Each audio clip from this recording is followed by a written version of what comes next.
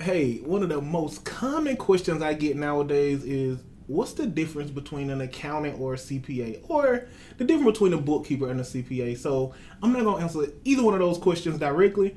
I'm gonna add on them because what you really need to know is the difference between a bookkeeper, accountant, CPA, CFO, tax preparer, all of it. But today I'm just sticking to bookkeeper, accountant, CPA, and CFO, and I'm gonna even get into which one of those you may need for your small business. So I know it can be kind of confusing because even accountants kind of use the words or the terms interchangeably, like me.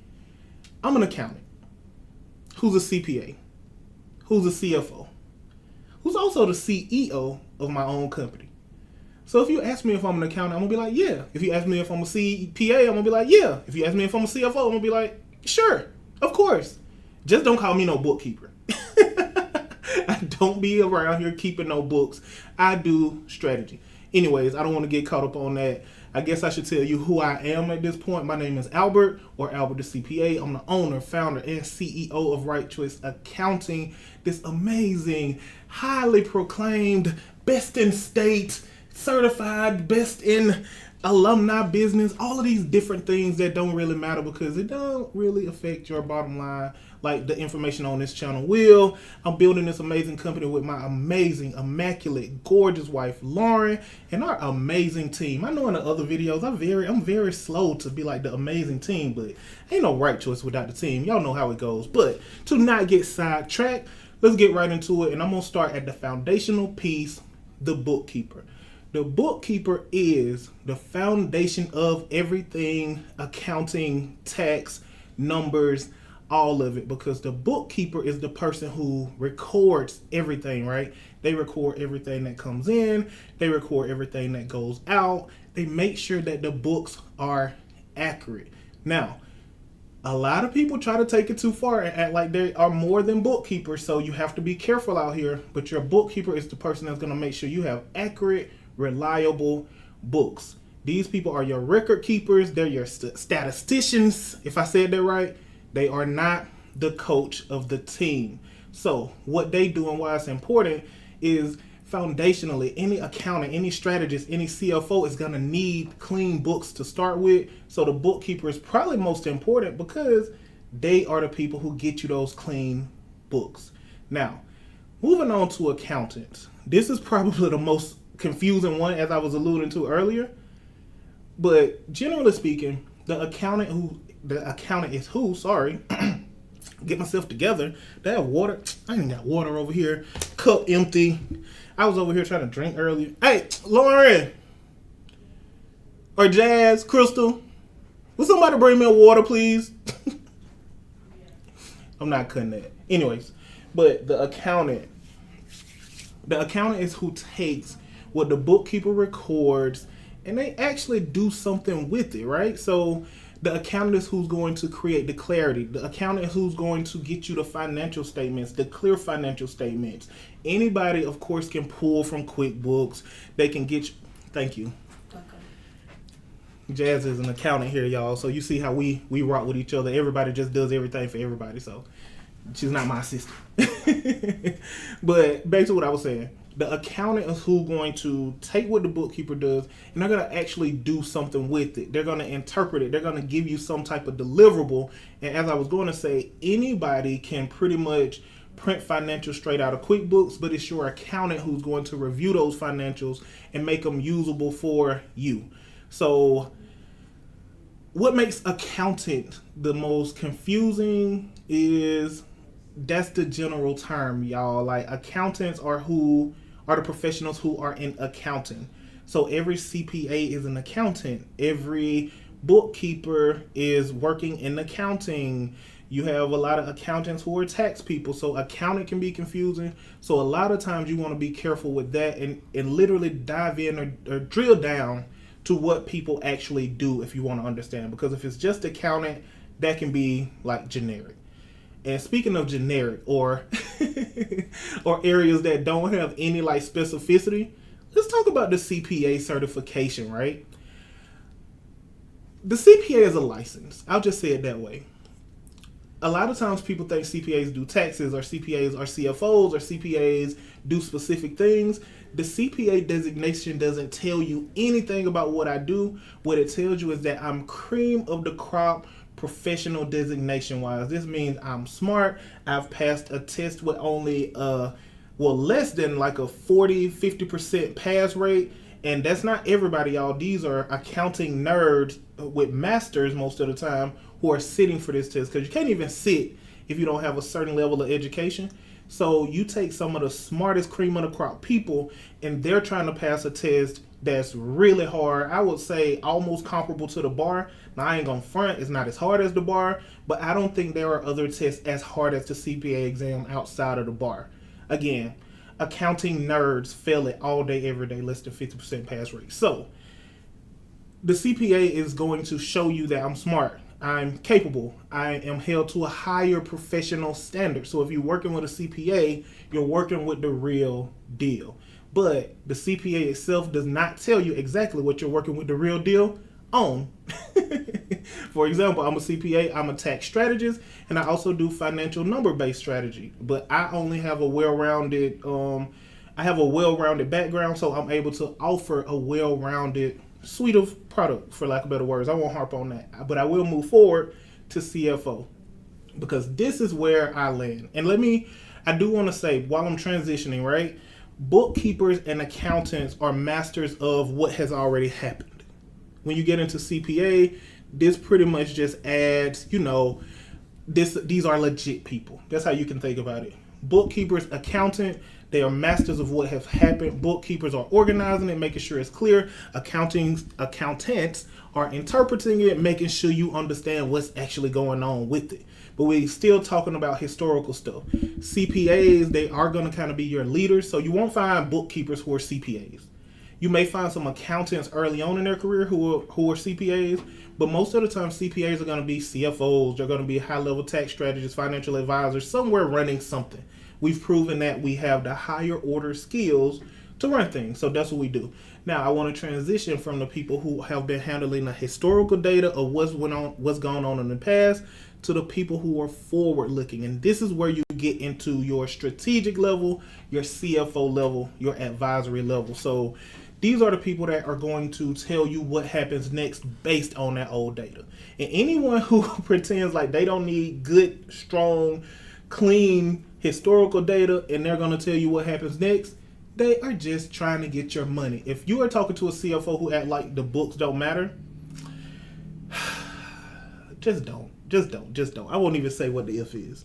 Just don't do it. Because any strong CFO strategy is going to come from really strong, clean, organized books. But so what a CPA does, or CPA, what a CFO does is they are going to help you organize and plan for the future. So that's where you're going to get into cash flow projections, which means not seeing what cash was last month, it's projecting out what cash is going to be 90 days from now.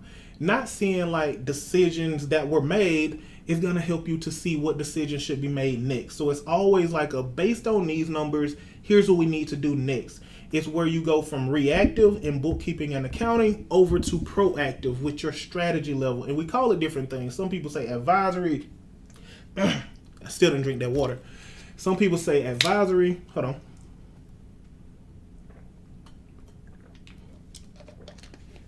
What is that? Take 3. Some people say advisory. Some people say CFO, fractional, all that stuff. But what it really means is numbers-based strategy. We're taking your numbers and we're projecting out. We're building out. We're planning forward. This is your strategic level. This is where ROI comes into the role. A bookkeeper is kind of a sunk cost because a bookkeeper really has no way to give you anything for what you're paying them. It's a really good sunk cost. But if you're working with a CFO, that CFO should be showing you how they pay for themselves. There should be some savings, almost like a tax strategist. If you're working with a tax strategist should be able to tell you what they're saving you in taxes to justify their cost.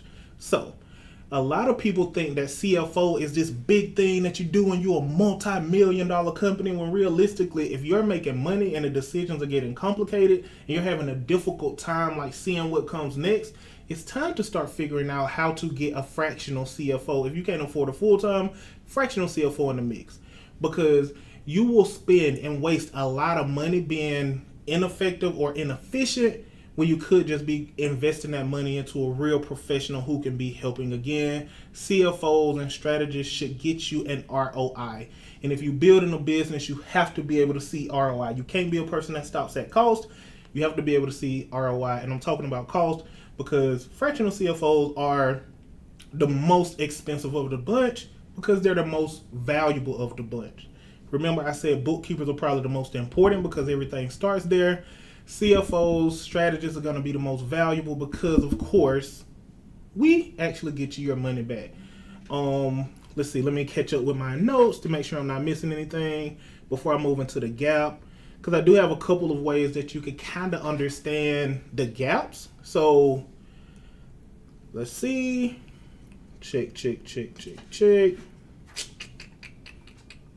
Yeah, I think I'm covering everything. Am I around the world type of way? Am I drinking water in the middle type of way? So let's get into the gap, right? So if you're someone who's getting books every month, but you have no idea what they mean, that means you have like an accounting gap. Your bookkeeper is doing what they're supposed to do. Everything is organized. Hopefully everything is clean and they're sending it to you, which I have feelings about, but I won't say too much about it. I will. I don't personally think that bookkeeper, Rachel checked me on that earlier on a different video.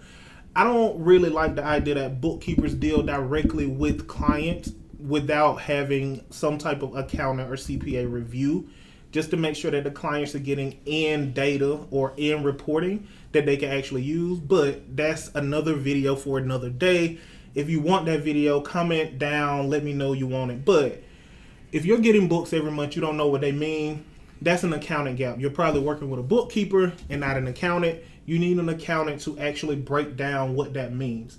If you kind of understand what it means, but you don't know what to do next, of course, that's a CFO gap. That's a strategy gap. You need to be working with a fractional CFO. If you're struggling to make decisions, like you have your numbers, you see what you've done, you understand your revenue, you understand your expenses, but you have no clue what to do next as opposed to you when it comes to using those numbers, expenses to make decisions moving forward, you need to be working with a fractional CFO. And if you are breaded up, work with a real CFO. Get you a full-timer. You know what I'm saying? It's going to be a couple six figures to get one. But if you depending on, I'm not counting your pockets. You didn't pay me to count your pockets. I'll be happy to count your pockets. Right Choice is accepting clients, and we do all of this stuff in a one-stop shop. We got the tax strategy, the bookkeeping, all of it here. But since you're not paying me to count your pockets, I ain't gonna count them. I'm gonna mind my business. I was raised better than that. So, again, accounting gap, CFO gap, and if you don't have like people in place, speaking of Right Choice, who could be in place, but you got to keep in mind who fills that gap. If you have that accounting gap, if you have that CFO gap, you know who's filling that gap, right? You filling that gap. And you ain't really qualified, and you work way too hard to be having unqualified people filling gaps at your company. Like if you ain't a CFO, if you're not an accountant, but you over here like the person that has to deal with accounting and the CFO and all the strategy and all that stuff, and you ain't qualified, that means your business not getting somebody who qualified. And again, you just work too hard. You work too hard to be doing that. So I am getting to the end, you guys. Finally, I talk a lot about yapping. I have a very yap-filled communication style, and people seem to like it, so I'm going to lean into the yap. But I'll go through a couple scenarios. I do have it here in my notes. So which one do you need, right? Between bookkeepers, accountants, and CFOs. So if your books are a mess, you need a bookkeeper. Before you do any of this strategy stuff, any of this what does it mean stuff, you need to make sure that the books are actually clean. If you have clean books, but you don't know what they mean, you don't have any clarity, you only talking to your person one time a year, that's where you need to be working with an accountant to get that clarity, and probably a CPA who's going to actually show up and help you understand what's going on. Understand it. I don't know. I won't take too long of a sidebar, but this is one of them hills that I down. I don't know why people invest in services that they don't understand what they're getting. There's a level of accountability that we should be holding everybody we pay when we build a business, and we should have understanding at minimum. If you're working with just a bookkeeper, like, you need to understand that that bookkeeper is supposed to be sending you clean, organized books, and probably nothing more than that. If you're working with an accountant, the accountant is supposed to be giving you clarity about what's going on with those books. So again, I'm gonna jump off of that because I don't want to make the video too long. I yap. But if you actually have a multiple six-figure business, a lot of people think this is $1 million thing, but I normally say once you start crossing $300,000-$400,000 annually in revenue, you need to start considering getting like some numbers-based strategies in place. And don't be fooling around with all these coaches who are like telling you what to do, because again, that's a strong business model for them. It's not strong for you. You need somebody who's actually qualified and who's actually doing it, who has a team that's going to allow them to support you. You don't need to be, unless you are a CFO or you're an accountant trying to become a CFO, something like that, you don't need to be trained on being your own CFO. You need to be hiring someone who went to school for all these years, who got these degrees, who got the background, who's worked in corporate and bigger companies and maybe some smaller companies. You need that experience. You need all of that stuff. And that's, most accountants never make it to CFO. And these are actual accountants. So I hate to see people trying to train people who aren't even accountants on how to be your own CFO. It's not a thing. You just have the belief that you're actually managing something that you're probably not able to manage. So be careful with that stuff. But let me finish the thought. If you're at $300,000-$400,000, you do need to start having conversations with these strategists to make sure that you are able to use those numbers to make really good decisions about what should happen in the future of your business. I think that's it. Is that it? Yeah, I think we're there. So I won't talk your head off. Again, as always, make sure you drop any questions, any clarifications needed, any video ideas, drop those in the comments. Do keep in mind what Right Choice does. This is an educational channel, so I'm not here to like sell my service.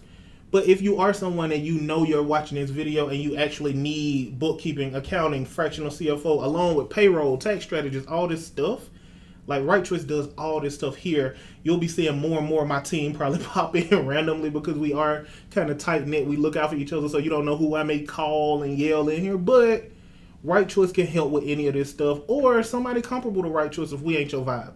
I talk a lot. I'm always like this. I do talk a lot. I know how to shut it down, but people seem to like the yapping. So 2026 is my year of yap. Wow, year of yap. Going on to the close. If you were able to hear some pains in your business, you got like an idea of which one you may actually need between bookkeeping, accounting, CFOs, I would leave CPA out of that, because CPA literally just means you're working with a good person. So if you're looking for a CFO, you may want someone with the CPA, or a tax strategist, you may want someone with a CPA. But I would really lock in on knowing clearly if you need bookkeeping, accounting, or strategy, fractional CFO work. And please comment down below which one you may actually need. Let me know if this communication style is actually helpful for you, because the goal here is to communicate it in a way that's entertaining while you can understand what I'm actually saying. The yap is purposeful. The yap is intentional. It's to make sure that I don't lose you in jargon after fact after fact. I don't want to lecture you here. We talking. This is a conversation. Again, I'm your accountant friend who's talking to you the way your accountant probably should talk to you. And see, I swapped it up even there. CPA friend. See? It's complicated. Anyways, I'm going to go ahead and do the YouTube thing. I have Rachel right here looking at time, so I need to be getting out of here.